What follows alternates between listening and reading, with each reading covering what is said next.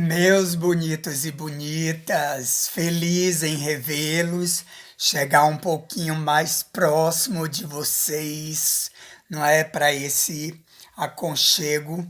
E hoje nós estamos no 40º poema das nossas páginas da vida. São 40 encontros já, 40 poemas. E esse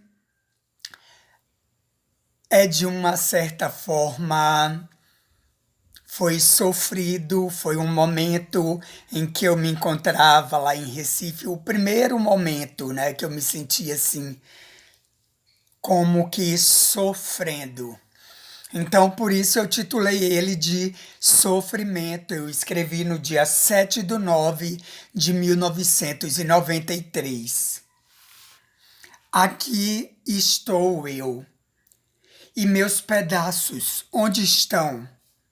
Vadios, ordinários, prostitutos, inconsequentes, conscientes. Dentro de mim goteja insatisfação. Escorrem devaneios. Não posso deixar de mim essa escuridão tomar conta, infiltrar totalmente. Meu corpo pede a tentação. Minha alma, onde está? Em compadecimento, não, não, não. A distância me dissipa, o encontro ou o desencontro. Não quero sofrer mais, dói demais. Então, como eu falei, e com o título, não é, desse poema Sofrimento, aí eu trouxe também, eu achei hoje essas palavras de Cora Coralina, que ela simplesmente sempre fantástica e sempre foi fantástica, né? E ela diz assim: você não pode evitar que os problemas batam à sua porta, mas não há necessidade de oferecer-lhes uma cadeira para sentar. Então,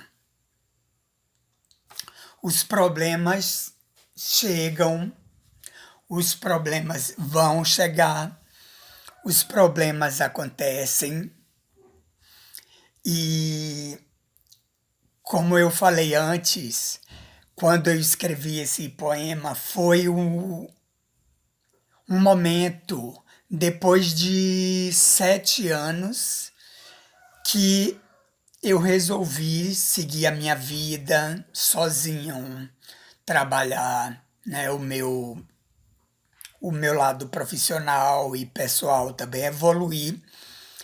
E nesse momento eu me encontrei sozinho, né? Na verdade, e o que aconteceu foi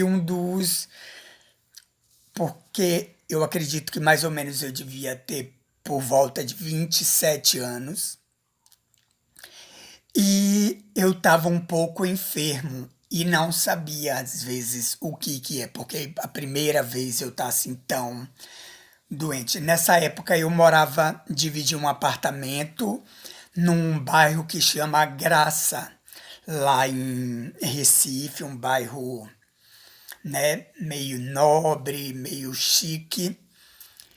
E eu lembro, nessa época eu estava bem encostadinho no meu quarto, assim, na parede, e minha cama ficava do lado da janela, e eu sofria, porque eu sofria dores. Eu tinha dores aqui atrás das costas, e eu achava que, como era a época que eu dançava muito, fazia muitos trabalhos físicos, então era um problema de coluna que estava surgindo. E, na verdade, por falta de experiência, não era.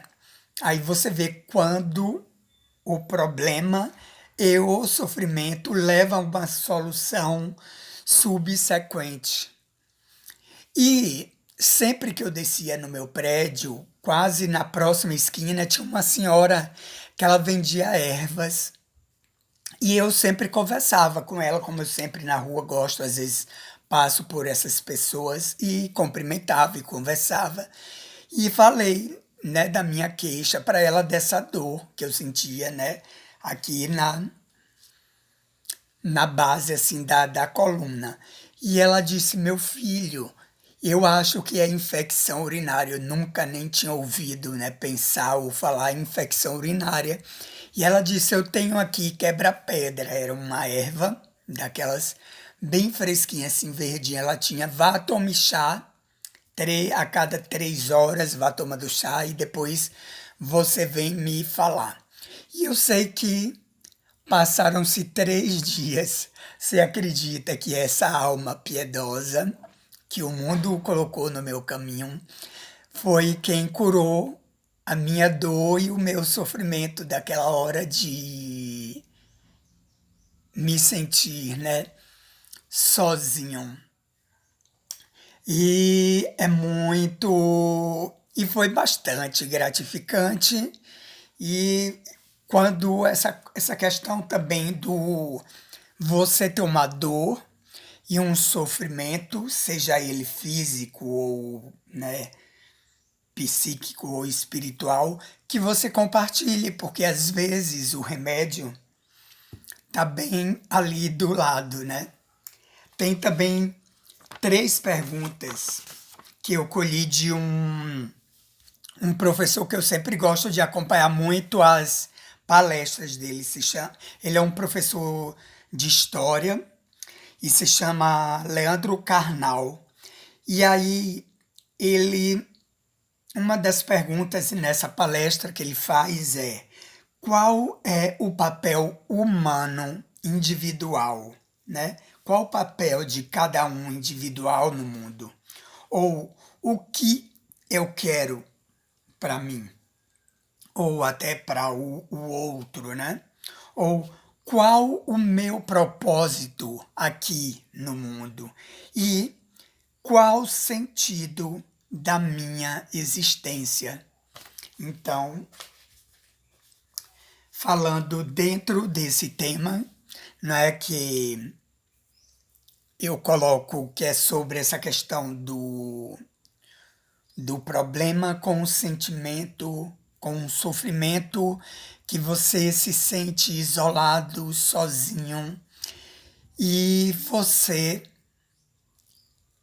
é também o momento de você refletir e pensar qual ou qual é o meu propósito de vida, ou para que eu vi aqui e o que devo fazer, né, para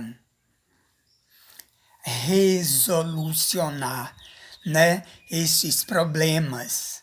Não só o seu problema, mas às vezes existe a possibilidade de resolver sim os problemas do mundo quando a gente trabalha de forma comunitária e conjunta e tudo flui e funciona assim quando eu disse que quando você tem bons contatos, se você sabe se relacionar, você encontra, como eu encontrei essa senhora e como eu já encontrei tantas almas boas que me fizeram aprender com a vida e me ensinaram. Então, comparta aquilo que você tem dentro de si, mesmo que seja triste.